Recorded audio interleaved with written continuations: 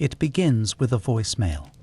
Not a panicked scream, not the kind of desperate shouting you'd expect when someone's life is in danger, but the slow, deliberate tone of a man who has already made peace with the fact that something is wrong and that whatever it is, it's coming for him. The date on the file reads October 14th, 2022, the timestamp just after 2:17 a.m. The voice is unmistakably that of Samuel Holt, a 72-year-old cattle farmer living 3 miles south of Llano, Texas. His voice is gravelly, worn down by decades of early mornings and dust-heavy air. Ray, you hearing this? There's a pause, the faint hum of a refrigerator somewhere behind him. Then a muffled sound, distant low, almost like the groan of metal bending slowly in the wind. Been going on all week. Thought it was the windmill first, but it's not. It's out past the north fence line. Keeps moving closer. He breathes out, a dry cough rattling in his chest. Dogs won't go out no more. I don't blame 'em. Don't you come by tonight? I'm gonna stay up and see it for myself. There's another pause, a faint clicking in the background, rhythmic, insect-like, yet too regular to be natural. Then the call cuts. That voicemail was the last confirmed communication anyone had with Samuel Holt. The Holt farm sits at the far end of a dirt track that doesn't show up on Google Maps unless you zoom all the way in. You'd miss the turnoff entirely if you didn't know where to look. A narrow strip of gravel breaking off from County Road 2243, framed by mesquite trees and rusted barbed wire. In daylight, it's just another old Texas homestead.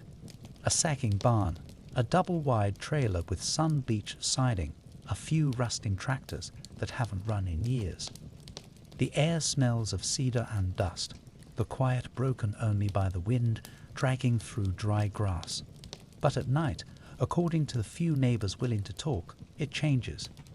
You hear things out there, says Ellen Parker, who lives nearly a mile away, but still close enough to catch the strange noises on still nights. It's not coyotes, it's not hogs.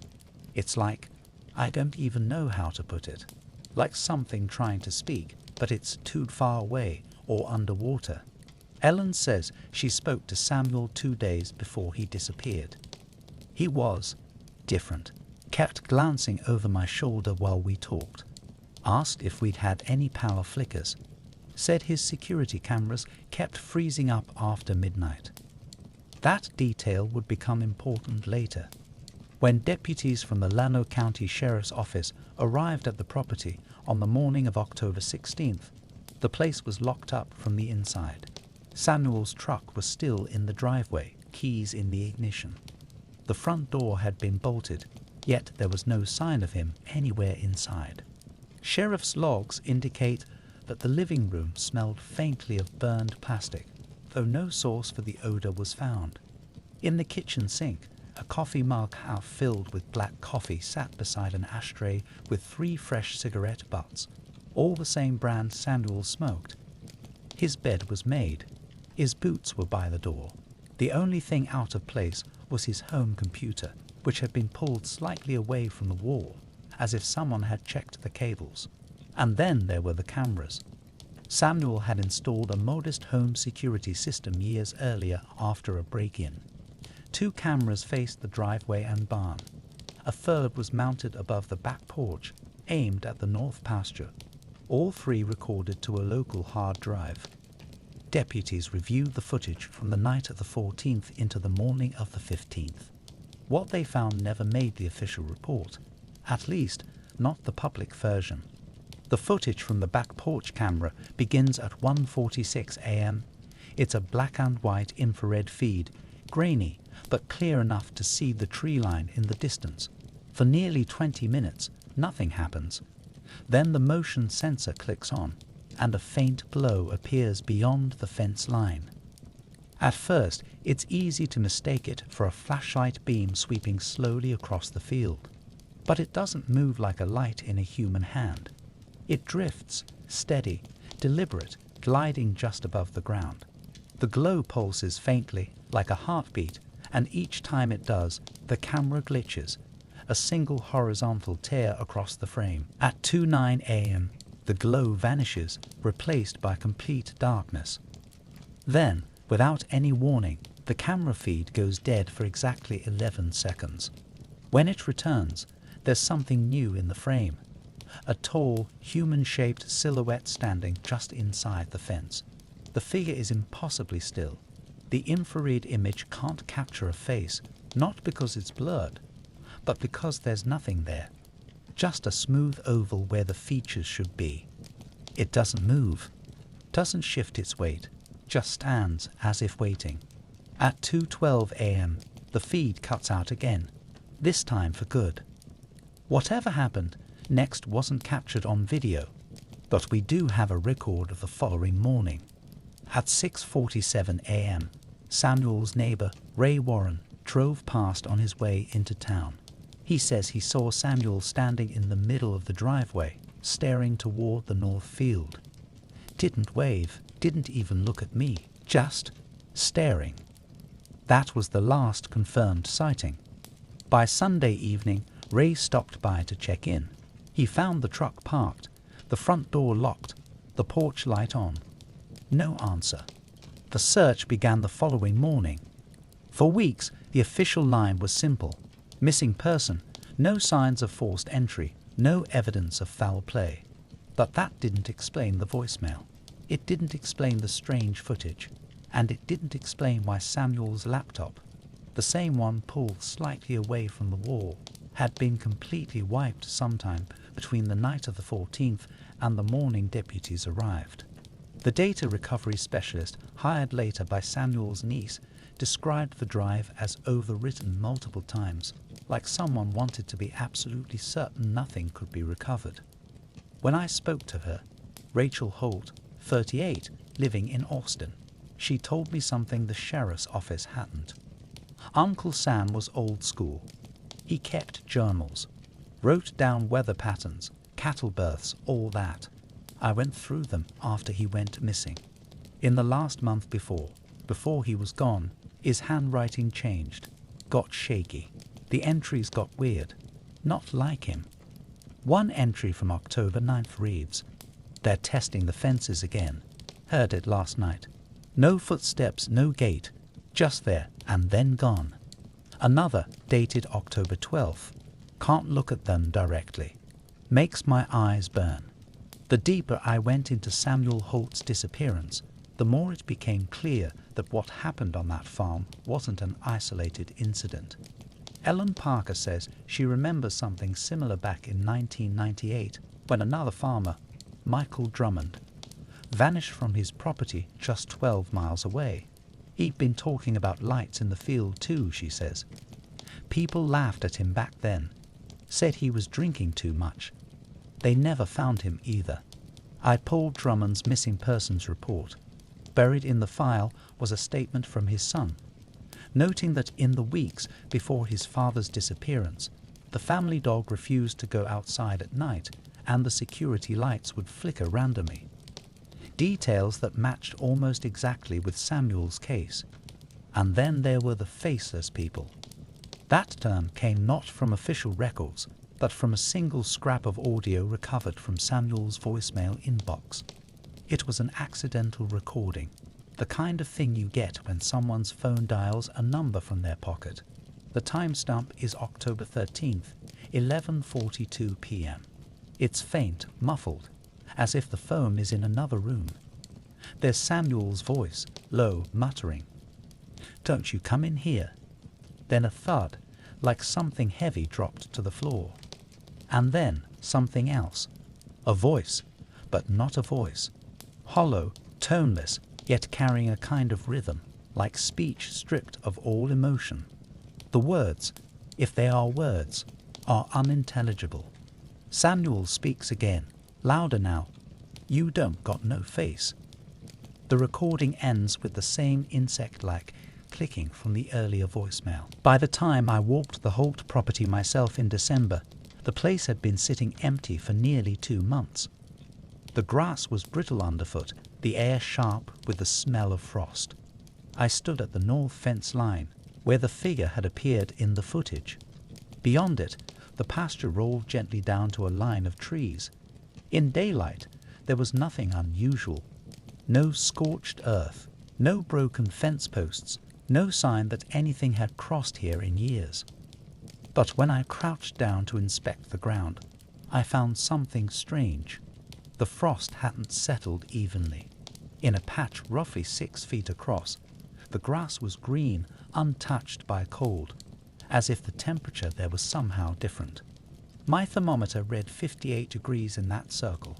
Everywhere else it was 41. That was when I started to understand. Whatever had happened to Samuel Holt wasn't about light in the sky or wild conspiracy theories. This was something that moved quietly, leaving almost nothing behind. Something that didn't care if we understood it, only that we knew it had been here. I didn't go back to the Holt farm alone. By late December, the case had become something of a local fixation, whispered about in diners, brought up in passing at the feed stall, but never spoken of directly by the people who lived closest. The sheriff's office had stopped answering questions from the press, and Samuel's name had quietly slid off the missing persons alerts that circulated through regional law enforcement bulletins. So when I called Ray Warren, Samuel's neighbor and oldest friend, and asked if he'd walk me through the events of those last few days, he agreed on one condition. We'd go in the daylight, and we wouldn't stay past sundown.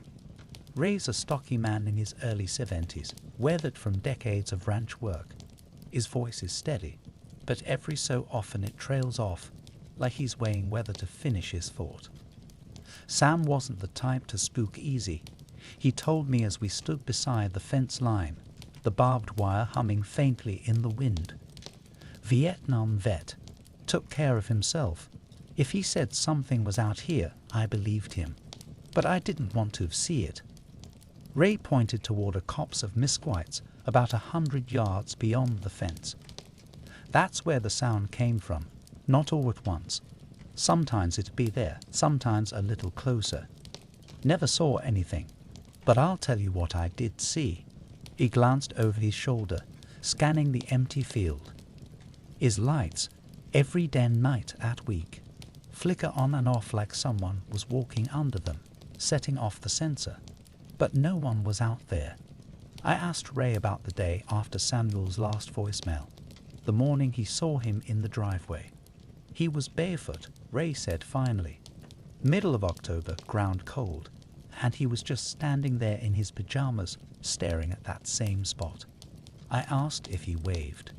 I slowed the truck, thought maybe he was sick, but when I got close enough to call his name, it's like he didn't hear me, didn't even blink. I just kept going. Figured I'd check on him later. God help me, I should have stopped. Later that afternoon, Ray invited me into his own home to show me something. From a small desk drawer, he pulled a battered microcassette recorder. Got this out of Sound's workshop about a month before he disappeared, he explained. We were cleaning the place up. Thought it was just him recording cattle counts and market prices. But the tape inside wasn't labeled. Ray rewound it and pressed play. At first, it's just the sound of boots crunching on gravel, wind carrying through an open field. Then Samuel's voice muttering to himself, "Too close now. Too damn close." A few seconds later, the clicking begins. Soft at first, then louder, as if moving toward him. It's hard to tell if it's coming from the recorder itself or from the air around it. Samuel's breathing picks up. There's a brief shuffle, maybe him turning toward the sound. And then, a second voice. Not human, not electronic, something in between. It's as if someone tried to build a voice out of pieces they didn't understand. The cadence is almost right, but the tone is wrong in a way that makes the hair on your arms rise. The voice says something short, just 3 syllables. Ray swears it's his own name. I can't be sure. Then the tape cuts abruptly to silence. It was around this point in my research that I began noticing something strange in my own recordings. I'd been making audio notes after each interview, speaking into my phone. But when I played them back, every file from the past week had the same distortion in the background, a faint rhythmic tick, like a metronome set too slow. I ran a spectral analysis out of curiosity. The ticks weren't random. They came at exact, repeating intervals, 2.87 seconds apart. That same interval had appeared in the waveform of Samuel's voicemail and in the background of the microcassette recording. 3 separate sources, 3 different devices, same interval. Back at the Holt property, I focused on the area around the barn. The deputy's report had noted nothing unusual there, but Rachel, Samuel's niece, told me he'd been spending most nights inside it in the week before he disappeared. The barn doors were padlocked, but the hinges were so rusted I was able to push one side open enough to slip through. The first thing that hit me was the smell. Not manure, not hay, but something chemical acrid. The dirt floor was scattered with hoof prints, but in one corner the soil looked disturbed, flattened, compacted, as if something heavy had pressed down from above. Beside it, a wooden stool sat under a workbench. On top was a small portable radio, unplugged, the battery compartment empty. The tuning dial was stuck between 2 stations, frozen halfway through static. And carved into the wood of the bench, faint but deliberate, were 3 circles, each about the size of a silver dollar, connected by a straight line. The edges of the carvings were smooth, almost polished, as though done not with a blade, but with something hot. I sent a photo to Rachel. She replied almost immediately. That's in his journal. Same drawing. Said he dreamed it. One of the most disturbing leads came from Deputy Mark Ellison, who had been on the initial search team. He agreed to meet off the record in a parking lot outside a gas station just off Highway 71. Ellison is the kind of man who chooses his words carefully. When I asked about the security footage, he sighed and looked away. Look, all I'll say is, what we saw, it didn't make sense. You know how in old footage, when something gets too close to the lens, it blows out the image, like the sensor can't handle it. This was like that, but not bright, just blank. Like the camera didn't know what it was looking at, so it replaced it with nothing. I asked him about the figure at the fence line. Yeah, I saw it. And I'll tell you something you won't find in the report. There was more than one. The first cut in the footage, the one before the tall one shows up. Right before that, I counted 3 shapes moving just beyond the trees. But they weren't walking. They just slid, like their feet weren't touching the ground. I thought about that detail for a long time after our meeting. The human mind is built to find patterns in movement, the rise and fall of shoulders, the shift of weight from one foot to the other. When something moves in a way that breaks those patterns, we notice instantly. It's a survival instinct. Whatever was on that footage didn't move like anything living on this earth. I stayed one night at a motel in Llano to review my notes. Around 2 a.m., I woke to the sound of static coming from the room's television. The kind of low, soft hiss you get when the input isn't connected to anything. The remote was on the nightstand. I hadn't turned the TV on. I got up, pressed the power button, and the screen went black. But for a split second before it shut off, I saw something reflected in the glass, a pale oval shape behind me in the room, smooth, featureless. When I turned, there was nothing there. The next morning, I drove back to Austin to meet Rachel. She'd agreed to let me examine her uncle's journals. Spread out on her kitchen table, they covered nearly 30 years of daily notes, rainfall, feed costs, equipment repairs. The early entries are precise, methodical, but starting in late September 2022, the tone shifts. The handwriting deteriorates. Sentences become fragmented. September 24th. North fence humming again. Dogs pacing. October 2nd. Saw the shape by the windmill. No shadow. October 11th. They bring the cold with them. Can't breathe right when they're close. And then on October 13th, the day before his final voicemail, one line, written in jagged, almost illegible script. Don't let them take my face. I don't believe in omens, but it's hard to read those words and not feel the air shift around you. By now, I'd spoken to half a dozen people who had lived in the area for decades. Each had a different way of describing what they'd seen, or thought they'd seen, out here. But the core details stayed the same. Lights that didn't behave like lights, figures that didn't walk like people, and a silence that wasn't just the absence of sound, but the presence of something else. One man, a retired lineman named Carl Weaver, told me he'd been called out to the Holt property back in 2014 to fix a transformer. Whole line had gone dead. Thought it was just a blown fuse. But when I got to the pole, the ground underneath was warm. In January, no burn marks, nothing. Just warm dirt. Never figured that one out. I asked if he'd seen anyone around that night. He shook his head. Didn't have to. I could feel it. That was the same word Rachel had used when describing her last phone call with her uncle. I could feel it. Whatever it wasn't something you could catch on a photograph or explain in a report. It was something you sensed, like the air pressure shifting before a storm, or the stillness that falls over a field when a predator is near. And maybe that's why Samuel stayed up that night, coffee and cigarettes ready, eyes fixed on the north field. Not to chase it away, but to finally see it for what it was. It was Rachel who called me 2 weeks later, her voice taut, almost shaking. I think I found something, she said. She'd been going through boxes of her uncle's belongings again, more out of restlessness than hope. At the bottom of an old plastic storage tub, wedged between stacks of feed invoices and veterinary bills, she'd found a smaller box wrapped in 2 layers of duct tape.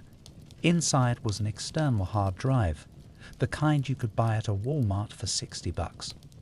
Samuel had labeled it in thick black marker. Bern Cam Bessie Cupid.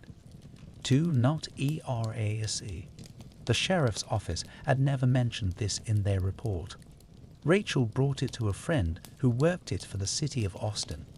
After hours of pulling fragmented data from corrupted sectors, he called her in to see something. It wasn't just the normal camera feed, she told me.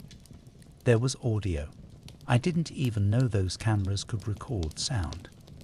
We met in her apartment after dark, blinds drawn, the hard drive plugged into her laptop. She had queued up the recovered file, October_14_2am_audio.wav, and hovered over the spacebar. The recording begins with the usual background hum of an infrared camera, faint, steady, mechanical. For a few minutes, nothing changes, just the occasional whisper of wind against the microphone. Then, faintly, you hear it, the clicking, not sharp, not insect fast, but slow and deliberate, like fingernails tapping against a table.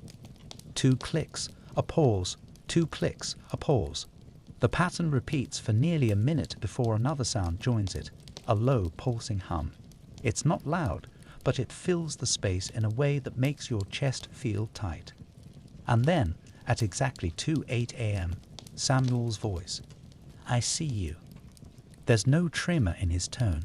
He sounds calm, almost curious. Another pause, then, why don't you move?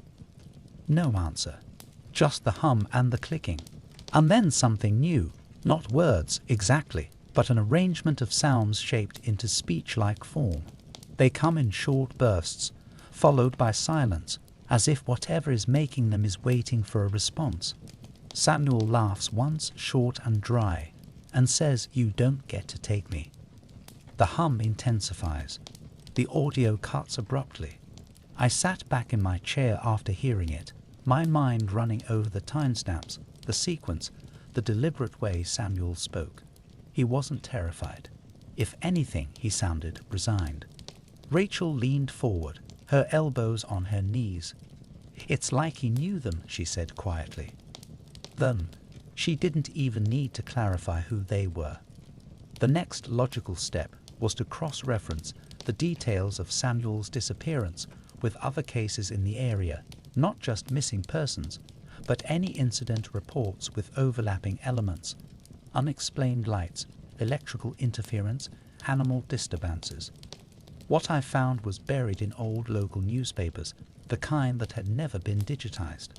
I spent hours in the back room of the Llano County Library, cranking through reels of microfilm that smelled of dust and yellowed paper. In April 1981, a rancher named Earl Bennett was found dead in his field, lying face up in the grass.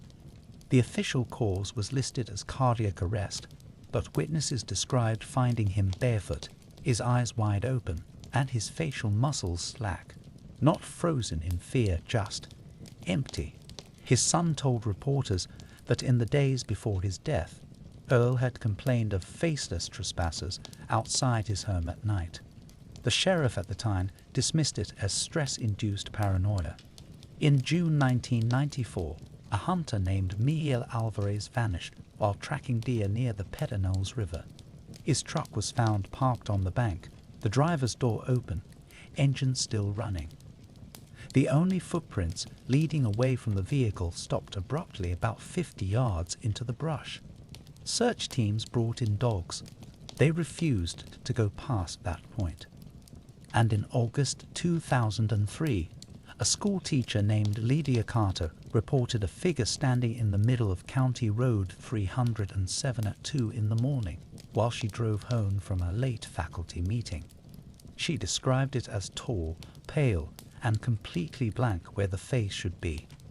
She swerved to avoid it, and when she looked back in the mirror, it was gone. Her account was dismissed as fatigue until 2 weeks later, when her home security system began capturing short bursts of static at the same intervals I'd found in Samuel's recordings.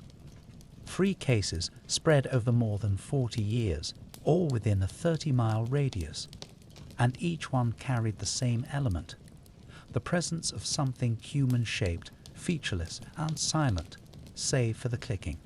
I reached out to Dr. William Kerr, a retired linguist from the University of Texas who had done consulting work for law enforcement on voice pattern analysis. I played him the audio from Samuel's barn camera without telling him where it came from.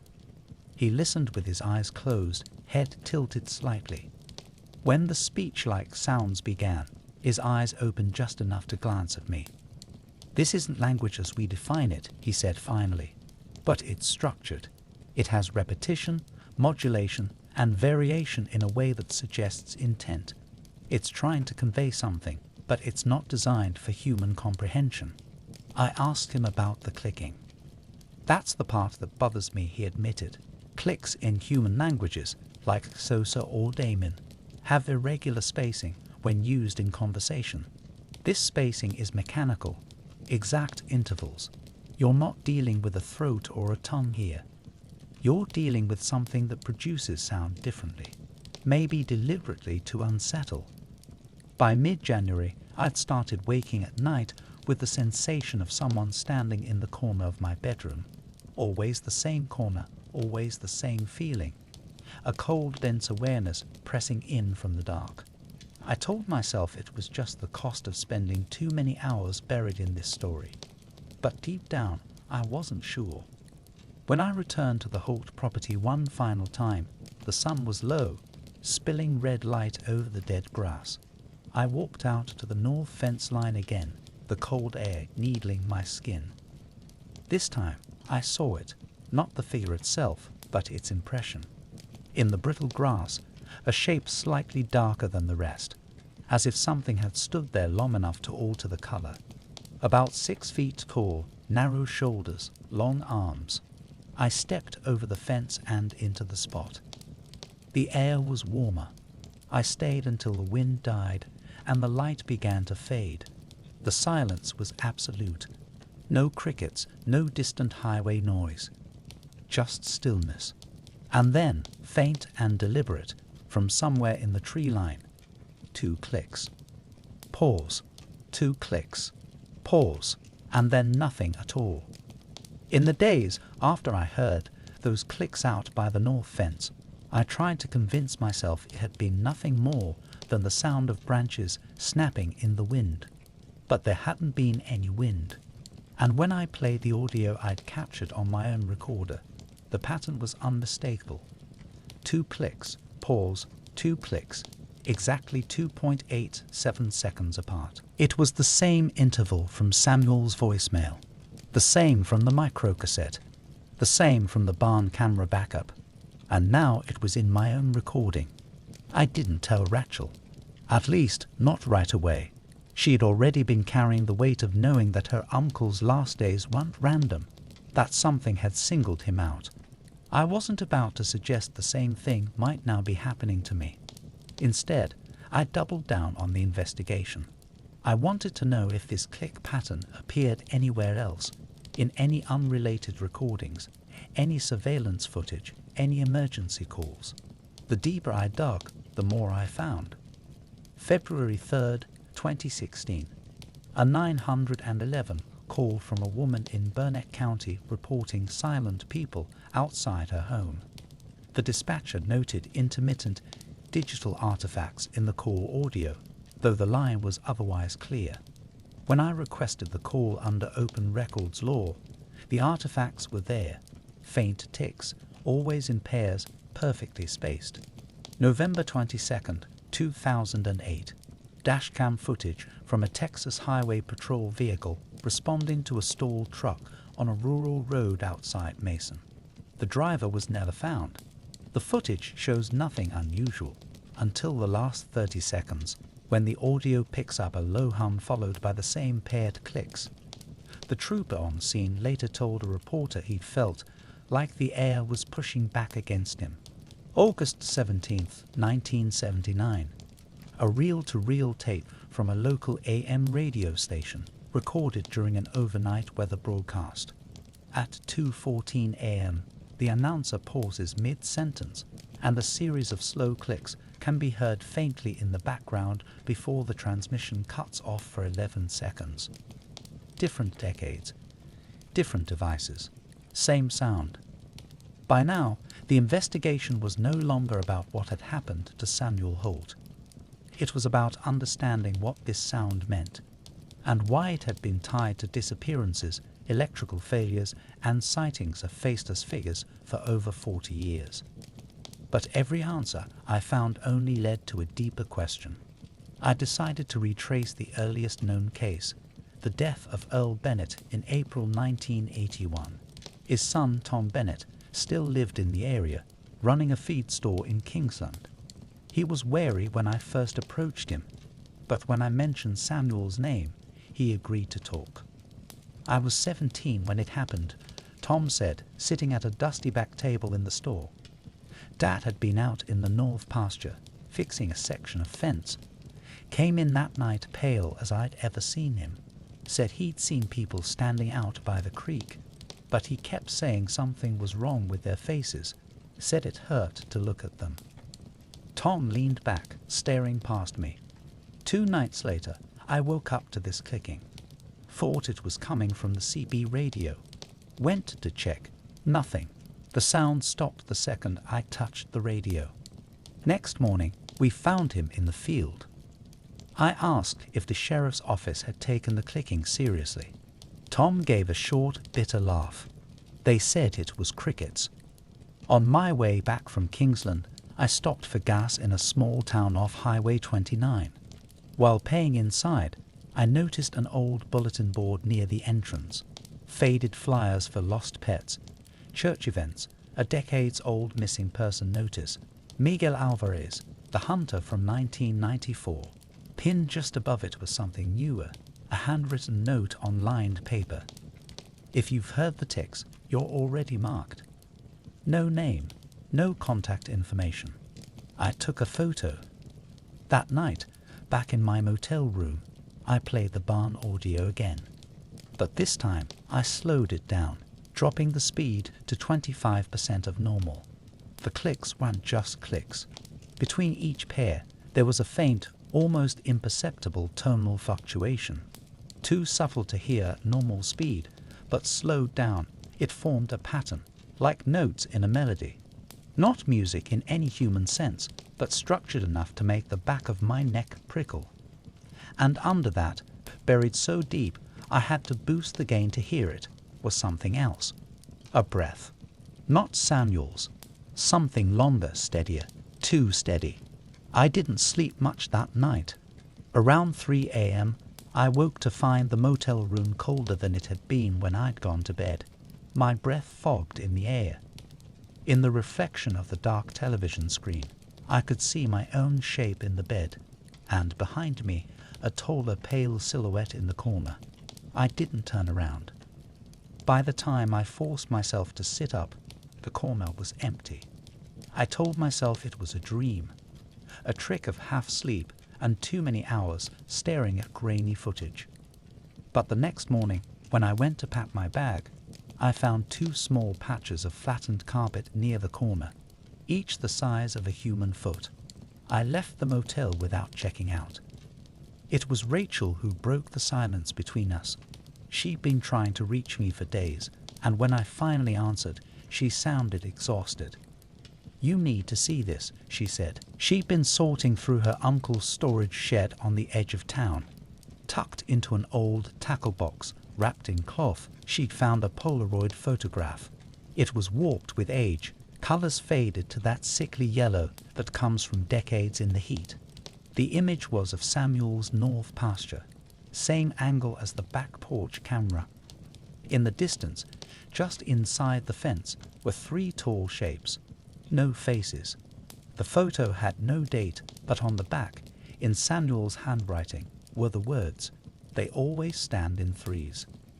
When I left Rachel's that night, I couldn't shake the feeling I'd just been shown something meant for me, not for the investigation. As I drove, the radio in my car began cutting in and out, not losing signal, but replacing the station with bursts of faint clicking. Always 2 clicks, pause, 2 clicks. By the time I reached the city limits, the pattern had shifted. The pause was shorter. The interval now exactly 1.43 seconds, half the original length. That was when I realized, the closer it got, the faster it clicked. The change in the interval wouldn't leave my head. Half the length, half the time between clicks. If the pattern was some kind of signal, then shortening the interval meant something had shifted, closed in. By the next morning, I decided I couldn't keep this to myself anymore. I drove back to Rachel's place and told her everything. The fence line clicks, the motel, the carpet depressions, the way the sound had followed me into the car. She didn't react with shock. Instead, she just stared at me and said, "It's happening to me too." For the past 2 nights, she'd been waking up at exactly 2:14 a.m. to find the lights in her apartment flickering. The first time, she thought it was a power surge. The second time, she noticed the flickers came in pairs, with a pause between. 2 short flashes. Pause. 2 short flashes. She didn't own a landline, but on the second night, her phone, set to silent, lit up with a call from an unknown number. She didn't answer. When she checked the voicemail, there was no message, only the sound of slow breathing, and underneath it, a faint metronome-like ticking. We decided to compare the sounds. I pulled up my latest recording from the car, and she played the voicemail through her laptop speakers. They matched perfectly. It wasn't just following me. It was following anyone connected to Samuel. The only lead left that might still produce new evidence was the stretch of land beyond the Holt farm, specifically the north pasture, where every account placed the figures. The problem was, that land wasn't Holt property at all. It belonged to Redwater Holdings, a private company that had quietly bought up hundreds of acres in the county over the past decade. Their stated business was timber management, but no one had seen logging equipment or staff on any of the parcels. When I called their listed number, it rang twice and went to an automated message. This mailbox is full and cannot accept new messages. So we decided to go ourselves. We picked a Saturday just before dusk, parking Rachel's truck half a mile down the road and walking in along the fence line. The winter air was sharp enough to sting the inside of your nose. Once we crossed onto the Redwater property, the ground changed. The grass was shorter, brittle, and in some places completely absent, replaced by bare, hard-packed dirt. The further we walked, the quieter it got. No wind through the mesquite, no distant bark of dogs, just a thick, smothering stillness. Rachel stopped suddenly and pointed ahead. About 50 yards in, the dirt formed a near-perfect circle, maybe 20 feet across, where the color shifted from dull brown to something almost black. I stepped into it. The air was warmer. We both heard it at the same time. 2 clicks, pause, 2 clicks. They weren't coming from any one direction. It felt like they were all around us, carried through the ground, vibrating faintly under our feet. I crouched and pressed my hand to the soil. It was pulsing. Not fast, just a slow, steady rhythm, like the beat of some massive heart buried deep below. Rachel grabbed my arm. We need to go. We made it back to the fence in silence, neither of us speaking until we were back at the truck. That's when I realized my recorder, which I'd clipped to my jacket, was gone. The strap had been torn clean. That night, I started combing through archived aerial photos of the Redwater property. In the oldest one I could find, from 1975, the pasture was just pasture. But in the next available image, dated 1983, there was the circle. It was the same size then as it was now. Same perfect edges, and in every image after, no matter how many decades passed, the grass inside it never grew. The next morning, Rachel called in a panic. They were outside my building. She'd gone to take out the trash just before sunrise and saw 3 tall figures standing at the far end of the parking lot. No faces, no movement, just watching. She ran back inside, locked the door, and when she looked out the window, they were gone. We decided she couldn't stay there. She packed a bag and came to my apartment in Austin. But even there, the sound followed. That first night, just after 2 a.m., the lights in my kitchen came on by themselves. My phone lit up with a call from my own number. I answered. The breathing on the other end was so steady it almost blended with the faint hum in the background. Then the clicks, faster now, the interval down to just 1 second. I hung up. I couldn't ignore it anymore. This wasn't a case I could close with an interview or a file. Whatever this was, it had chosen its next steps. That's when I started reaching out to other people who had reported similar experiences. Some didn't answer. Others hung up the moment I mentioned the clicking. One man agreed to meet. John Delaney, 54, lived in a trailer park outside of Lampasas. In 2011, he'd been working nights as a security guard at a rock quarry when the clicking began over his radio. He told me he'd seen them, 3 of them, standing just outside the quarry lights. They didn't move closer, but the clicking kept getting faster until it was almost constant. Then, he said, he blacked out. When he came to, it was morning. His radio was smashed on the ground beside him. I asked if they'd come back since. He just shook his head. No, but I still hear it sometimes when I'm about to fall asleep. I think they're just waiting. That night, back at my apartment, I set up 3 recorders, 1 in the living room, 1 in the bedroom, 1 near the window facing the street. At 2:14 a.m., they all activated simultaneously. The clicks were no longer in pairs. They came in rapid bursts, uneven now, almost urgent. Between them, in the smallest sliver of silence, a new sound emerged, faint, like cloth dragging across the floor. In the morning, when I checked the window recorder, the street outside was empty. But in the audio, just before the clicks start, you can hear a car door closing. I hadn't parked on the street. By then, I knew two things. One, this wasn't random. There was a sequence. The lights, the calls, the sightings, the clicks. Two, once it started, it didn't stop. And Samuel Holt had been just one in a long chain. Patterns have a way of revealing themselves when you stop trying to explain them. It wasn't just the clicks, the lights, the phone calls. Each was part of a cycle. And if I mapped it against Samuel Holt's final week, the steps lined up almost exactly. Day 1. First distant clicks, faint enough to ignore. Day 2. Lights flicker in pairs. Day 3. A direct sighting, distant, unmoving. Day 4. An object is moved or taken. Day 5. Audio interference on all devices. Day 6. Multiple sightings, closer. Day 7. Disappearance. Samuel's voicemail was from day 6. His last morning in the driveway, that vacant stare, was the beginning of day 7. Rachel and I were already past day 4. I laid it out for her at my kitchen table, using an old county map to mark the known cases. The Redwater property sat almost dead center, and every confirmed incident occurred within a 30-mile radius. This isn't random, I said. They move outward, but they never leave the radius. And once you're inside it, the sequence starts.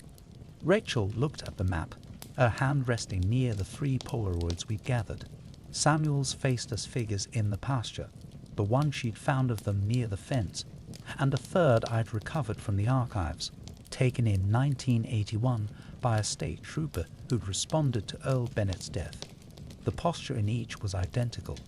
The distance from the camera was nearly identical. They weren't just standing at random. They were positioning. That night, the clicks came earlier, 1:56 a.m., and they were close enough to hear without equipment. I lay in bed, holding my breath, counting the intervals. When they stopped, there was silence for maybe 30 seconds. Then 3 slow knocks on my front door. Not the hurried rap of a neighbor or the dull pound of someone angry. Deliberate. Even. I stayed where I was. The next morning, the doormat was gone. I tried to think of a way to break the sequence. Maybe if we left the county, put physical distance between ourselves and the Redwater Circle, we could interrupt it. We drove to San Antonio and stayed in a chain hotel for 2 nights. The first night was quiet. The second night, at exactly 2:14 a.m., the smoke detector in our room went off. No smoke, no heat, just the sharp, shrill alarm. When I pulled it from the ceiling to remove the battery, the sound coming from it wasn't the usual high-pitched tone. It was clicks. 2 pause, 2 pause. We went back to Austin. It was around then that I reached out to Deputy Ellison again, the one who'd told me there was more than one figure in the Holt footage. "I can't help you," he said, voice low, "but I'll tell you this. The department has a file, not just on Holt, on all of them. Bennett, Alvarez, Carter. They called it the faceless file. You didn't hear that from me." He wouldn't say more, but it was enough to push me to the next step. An open records request to the Llano County Sheriff's Office. I didn't expect them to hand over the file, but a week later, a padded envelope arrived with no return address. Inside, photocopies of incident reports dating back to 1974. Every report followed the same arc. The witness would describe hearing tapping or clicking, then report 1 or more figures standing outside at night. Over the course of days, the figures would appear closer. By the final entry, the witness was either missing, dead of natural causes, or, in 2 cases, institutionalized after what doctors called a catatonic break.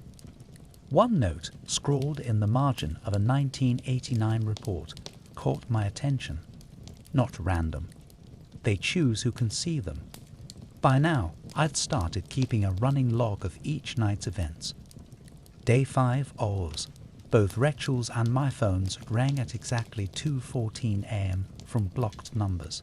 Same breathing, same clicks. Day 6. Rachel saw them again. This time outside my apartment, across the street under a street lamp. The light flickered in pairs. Day 7. Imminent. We didn't know what to expect, only that this was the end of the sequence. The evening before day 7, Rachel asked something I'd been trying not to think about. What if Samuel didn't just disappear? What if he's still here? I told her about the Polaroid from 1981. The figures were tall, but one was slightly shorter, its proportions closer to a normal human. What if some of the missing didn't die, but changed? We didn't talk after that. At 2:11 a.m., the electricity in my apartment went out. Not just the lights, everything. The refrigerator hum died, the heater fan clicked off. The silence was absolute. Then, from the street outside, the paired clicks began, closer each time. Through the blinds, I saw 3 shapes, same as in the photos, same height, same stillness. The clicking stopped. And then, from inside the apartment, behind us, 2 clicks. I kept my eyes on the blinds, barely breathing. 3 silhouettes outside, 1 inside. Rachel's hand found my arm, her grip bone tight. She didn't speak. I could feel her heartbeat through her fingers, fast, erratic. The shape inside didn't move. It just stood there in the corner, the same corner where I'd seen the reflection in the motel TV weeks earlier.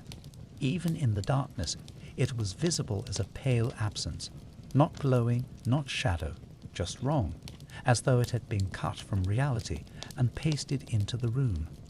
The clicking started again. 2 clicks, paused, 2 clicks. But now, the timing was collapsing. The pauses shorter, the clicks sharper. I reached for the small recorder on the table, sliding it on without taking my eyes off the thing in the corner. The red light blinked steady and mechanical. Rachel whispered, "It's in here with us." The 3 outside moved first, not forward, but sideways in perfect unison, gliding toward the edge of the window frame until they disappeared from view. The 1 inside remained, head angled slightly as if listening. The apartment felt smaller. The air had weight to it, pressing in from all sides. Then the smell hit, faint at first, like overheated electronics, then stronger, sharper, until it filled the room. My eyes watered. Rachel coughed, covering her face with her sleeve. The clicks stopped. In their place came that low, steady hum from the barn audio. The recorder in my hand began picking up interference, not static, but a warping of the sound itself, pending voices into something unrecognizable. I set it on the table and slowly moved toward the kitchen, where I kept my phone charging. Halfway there, the hum cut out. From the bedroom, 3 slow knocks on the wall. Rachel backed toward the door. "We need to go." I opened my mouth to answer, and froze. The silhouette in the corner was gone. Before I could process it, there was movement in the hallway outside the apartment. Soft, dragging footsteps, followed by a sound like cloth brushing against the walls. Rachel unlocked the door, yanked it open, and stopped dead. The hallway was empty. We didn't run. We walked fast, heads down, toward the stairwell. At the bottom, the glass front doors were dark, the street beyond empty. When we stepped outside, the air felt warmer. For a moment, I thought maybe it had stopped. Then we heard it, behind us from the stairwell we just left. 2 clicks. Pause. 2 clicks. We drove without a destination, taking turns at random, putting as much distance between us and the apartment as possible. Every time we passed through an area without streetlights, the dashboard radio emitted faint, paired ticks, even though it was switched off. By 3:20 a.m., we were parked on the shoulder of an unmarked farm road outside Idaho, engine idling. Rachel stared straight ahead, her knuckles white around the steering wheel. It's not going to stop. I pulled out the map again, tracing the circle of the Redwater property with my finger. If the radius theory was right, the only way to break the sequence was to leave it completely, far beyond the 30-mile perimeter. The problem was, I didn't know if that meant physically leaving, or if once marked, the location no longer mattered. Rachel turned to me, her eyes rimmed red. What if we drive until sunrise? Just keep going. We did. Somewhere past Burnett, the sky began to lighten, that grey pre-dawn before the sun breaches the horizon. The ticking in the dashboard stopped. For the first time in hours, the silence felt natural. We pulled into a diner off the highway, the kind that serves strong coffee in heavy mugs. We sat in the corner booth, both too tired to speak. The waitress poured coffee, asked if we were passing through. We nodded. Then, from the booth, directly behind us, a sound. 2 clicks. Pause. 2 clicks. I turned slowly. The booth was empty. Rachel was already standing, keys in hand. We didn't pay. We drove until we hit the edge of the hill country, the land flattening into open fields. At 8:02 a.m., my phone buzzed. Unknown number. Against my better judgment, I answered. Breathing. Slow. Deliberate. And under it, faint but unmistakable, the hum. Then a voice. Not Samuel's, not anyone's. It said my name. I dropped the phone. Rachel kept driving. Neither of us spoke until we were back in Austin well after noon. The rest of the day passed without incident. No clicks. No lights. No shapes. For a moment, I thought maybe we'd outrun it. That night, at 2:14 a.m., the power in my building cut out again. From outside, in the street, I heard 3 slow knocks. The 3 knocks weren't from a hallway this time. They were from the street, carrying up through the thin walls like someone was rapping on the foundation of the building itself. I stayed frozen in bed, phone in my hand recording. The knocks stopped. Then, 2 clicks. Pause. 2 clicks. Only this time, they were close enough to feel in my teeth. I got up, careful not to step near the window. The apartment was cold again, the same sharp, unnatural chill from the motel. The air had a faint chemical tang, like melted plastic. From the living room came a sound like something sliding across the floor, slow, steady, deliberate. Rachel was sleeping in the spare room. I didn't wake her. Not yet. I placed my recorder on the table and let it run. If this was the end of the sequence, I wanted it documented. Not for me, but so there'd be a record like Samuel's, something someone else could piece together later. The hum started next. Not loud, but filling every space, as if the walls themselves were carrying it. I whispered into the recorder. Day 7. At 2:18 a.m., the hum stopped. Silence. Then, in the middle of that silence, a voice. It wasn't coming from the door or the window. It was inside the room, directly behind me. It said, "Come outside." I turned, but there was no one there. The air behind me felt dense, like walking into a pocket of high humidity. The voice came again, this time from somewhere else in the apartment. "Come outside." Each time it spoke, the clicks followed, shorter and sharper, until they blurred into something like static. I went to Rachel's door and knocked softly. "It's time." She opened it instantly, already dressed, shoes on. She'd been awake the whole time listening. "They're waiting," she said. We went downstairs together. The street outside was empty except for the 3 figures standing in a perfect row under the dead street lamp. No faces, no movement. The hum was so low it felt like it was under the pavement. Rachel took 1 step forward. The middle figure tilted its head. The clicks stopped. I don't know why I walked toward them. Maybe because running had done nothing. Maybe because every person in the files had ended here, at this point, and I wanted to know what Samuel saw before the end. The figures didn't move. The closer I got, the more the air around them felt wrong.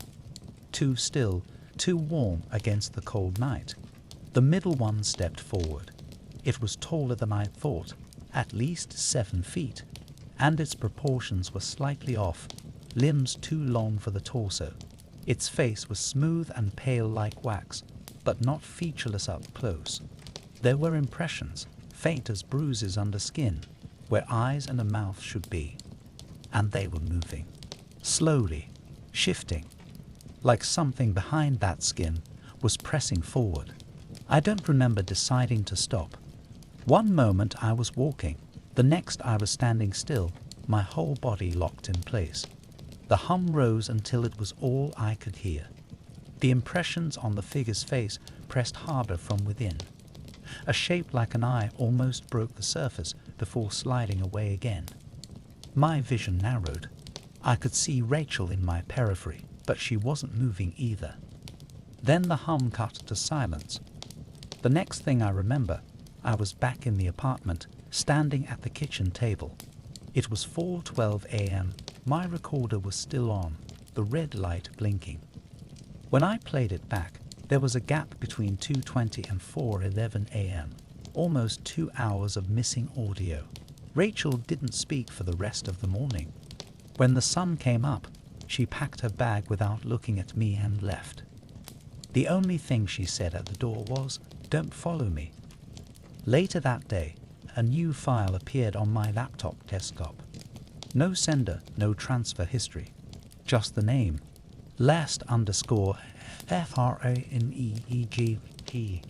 It was a still from my own security camera, time-stamped 2:19 a.m., the minute before the gap in my audio.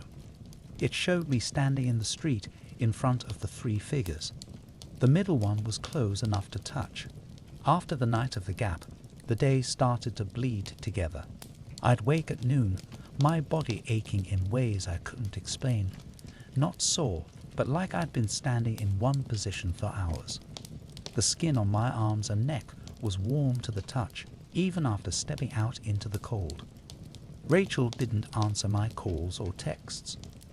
2 days after she left, I got a voicemail from a number I didn't recognize. It was only 4 seconds long, the hum faint, and underneath it, my own voice saying, "Day 8. I had no memory of recording it. I decided to transcribe everything while I could still remember details. I kept the notes in 2 columns, one for events I was certain of, one for things I thought I remembered but couldn't verify. The uncertain column began to fill faster. In one entry, I wrote, "Woke up on couch, noticed mud on shoes, no memory of going outside." In another, heard Rachel's voice in hallway, opened door, empty. Around this time, the investigation stopped feeling like something I was doing and more like something that was being done to me. The sheriff's office never responded to my open records request about the faceless file. But one evening, a manila envelope appeared on my doormat. No return address. Inside were photocopies of pages I'd never seen before, pages that looked like internal memos between deputies. One note, dated October 16th, 2022, the day Samuel was reported missing, read, "Holt case follows the cycle exactly. Recommend ceasing surveillance at day 7 to avoid further incidents. Previous cycles suggest persistence of imprint for months afterward." Another, undated, said simply, "Do not engage if spoken to." I went back through Samuel's journals with this in mind, looking for anything that could match the idea of imprint. A week before his disappearance, he'd written, "They don't just watch. They stay, even after you can't see them." The apartment grew quieter over the next week, but it wasn't the kind of quiet you relax into. It was absence, like the way a field goes silent when a predator steps out of the tree line.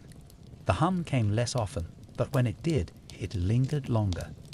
The clicks became irregular, sometimes hours apart, sometimes seconds. I started catching my reflection, doing things I wasn't doing. One night, I passed the bathroom mirror and saw myself standing still inside it, head tilted. My own eyes didn't blink. I left the light on and shut the door. When I checked in the morning, the light was off. The next break in the case didn't come from me. It came from an email. The subject line read, "I can do to Rachel." The body contained a Dropbox link and a single sentence, "Don't open it after dark." The link led to a folder with 3 files. 1. gas_station_CAMER MP4, grainy security footage from a convenience store parking lot. Rachel's truck pulls in at 2:41 a.m. She gets out, walks toward the store, and freezes halfway across the lot. 3 tall figures stand just at the edge of the light. She turns toward them, drops her keys, and then the footage cuts out. 2. phone_ADIOM4O, a 19-second recording from what sounds like a phone call. Breathing, hum, then a whisper. "She's still here." 3. ANG_0043 GPG, a still image of a dark room. In the center is a chair. In the chair is a figure shaped like Rachel, but the face is smooth, pale, and slightly reflective, like wet clay. I forwarded the files to 2 different off-site backups, printed the email, and deleted the message from my inbox. That night, the knocks came again. 3. This time they were from inside the apartment. The last entry in my log reads, February 21st, 1:37 a.m. Saw them through window across street. 3 shapes, middle taller. Clicks now constant. Can't tell if they're outside or in my head. The entry stops mid-sentence. Everything after that is second-hand. A neighbor told police my apartment door was open at dawn. The recorder on my kitchen table was still running, battery almost dead. The last 3 minutes of audio are just the hum, rising and falling in slow waves until it abruptly stops. Then faint, as if from far away. 2 clicks. Pause. 2 clicks. The official report on my disappearance is thin. Case number 23417, filed with the Austin Police Department, lists the last known sighting as February 21st at approximately 11:45 p.m., when a neighbor across the street saw me standing at my window, looking outward, unmoving for several minutes. They noted that my vehicle was still in the parking lot, keys inside. My wallet and phone were on the kitchen counter. The door to my apartment was unlocked. In the weeks following, there was no forced entry, no signs of struggle, no physical evidence beyond my recorder, and the files on my laptop, which the police later described as distorted audio recordings of unknown origin. Those recordings were entered into evidence, but in the property log, they're marked as UNPLAYBL. I know that's not true. Someone played them. The file labeled last_FRANEKKT was the only image left on the hard drive. I've already described it. Me in the street, the middle figure close enough to touch. But what I never said is that if you look closely, in the reflection of the figure's pale, almost glassy surface, you can see my face. My mouth is open, but not in a scream. Rachel was never found. Her truck was discovered in the same gas station parking lot from the video, keys still on the ground. The store clerk said no one came in that night, though the door's motion sensor triggered twice, once at 2:43 a.m. and again at 2:44 a.m. The second trigger lasted exactly 11 seconds. Deputy Ellison retired abruptly 2 months after my case was opened. His resignation letter was 1 sentence long. I won't wait for day 7. The Redwater property remains closed to the public. Local rumors say there's been new construction. Tall metal fencing, motion-activated lights, but no one sees workers. At night, the lights sometimes flicker in pairs, stretching in a line toward the pasture's center. In the oldest aerial photos, the circle was empty. In the most recent satellite image, there are 3 darker shapes inside it. The faceless file didn't end with me.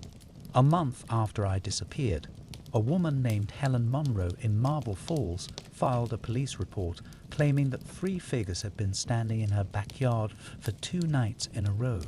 She described the clicking sound perfectly, right down to the exact interval, 2.87 seconds. The officer who took her statement noted she'd heard the sound through the floor, as if it was in the ground beneath the house. 4 days later, her front door was found ajar. Coffee cups still warm on the kitchen table. The case notes for Monroe include a line I recognize, a near copy from Holt's, Bennett's, Alvarez's, Carter's, mine. Sequence started on day 1. Current, day 5. I don't know if the sequence can be broken. The files suggest no one's made it past day 7 without disappearing, but maybe that's because no one ever left the radius in time, or because leaving doesn't matter once they've chosen you.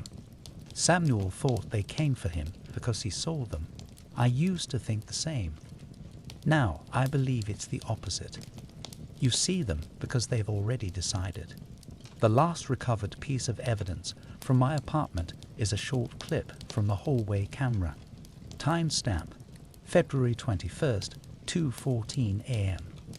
The footage is grainy, but you can make out my apartment door swinging slowly open. For 5 seconds, nothing happens. Then, from the darkness inside, 3 tall shapes emerge in single file.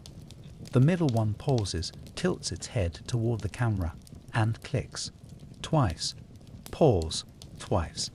The feed cuts to black. There's a note in the police supplemental report, handwritten in the margin. New complaint from 2247 Guadalupe. Woman says she heard tapping in the walls. Says she saw someone standing outside at night. No face. Beneath that, underlined twice. Day 2. That's where the record ends. The file is still open. The sequence is still running. And if you've heard the clicks, you already know how it ends.